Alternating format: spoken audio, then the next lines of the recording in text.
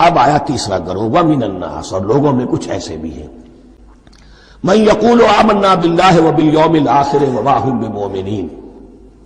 جو کہتے تو یہ ہے کہ ہم ایمان رکھتے ہیں اللہ پر بھی اور یوم آخر پر بھی، مگر وہ حقیقت میں مومن نہیں ہے۔ یہاں ایک بات سمجھ لیجئے، اکثر و بیشتر مفسرین نے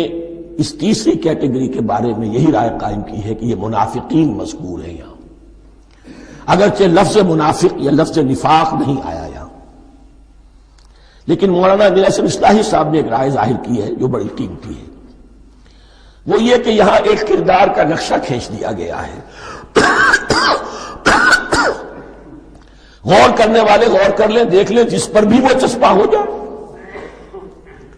اور بالفعل جب یہ آیات نازل ہو رہی تھیں تو دو طبقات پر یہ کردار نگاری جو ہے، یہ جو شخصیت کا ہیولہ کھینچا جا رہا ہے، وہ دو کے اوپر راست آ رہا تھا۔ ایک علماء یہود، وہ بھی کہتے تھے کہ ٹھیک ہے محمد جو کہہ رہے ہیں ہم بھی اللہ کو مانتے ہیں، آخرت کو بھی مانتے ہیں، اسی لیے یہاں رسالت کا ذکر نہیں ہے۔ بھئی ہم محمد ہی کو نہیں مانتے نا صلی اللہ علیہ وسلم، باقی اگر 1.25 لاکھ نبی آئے ہیں تو باقی 1.25 لاکھ کو تو ہم مانتے ہیں، ایک محمد کو نہیں مانا، ایک عیسیٰ کو نہیں مانا، بس تو ہمیں بھی مانا جانا چاہیے کہ ہم بھی مسلمان ہیں۔ ایک یہ ان کی رائے ہے، اور واقعہ یہ ہے کہ یہاں اس طریقے کا تذکرہ ہو رہا ہے کہ جس سے ان کا کردار بھی جھلک رہا ہے، روح سخن ان کی طرف جا رہا ہے۔ مجھے یاد ہے اپنی 10ویں جماعت کے زمانے میں دہلی میں نے دیکھا تھا کہ ناٹ سرکس، وہاں کا ایک بڑی مارکیٹ ہوتی تھی،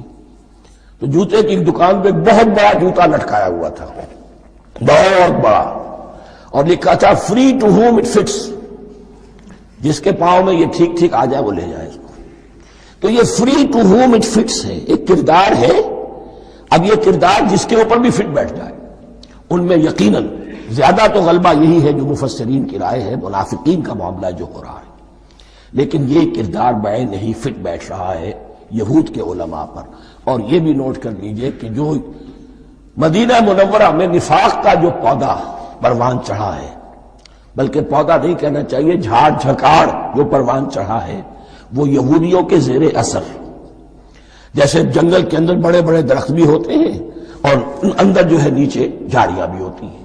تو یہ نفاق کا جھاڑ جھکاڑ جو ہے وہ یہودی علماء کا جو پودا تھا اور بہت بڑا تھا، اس میں کوئی شک نہیں،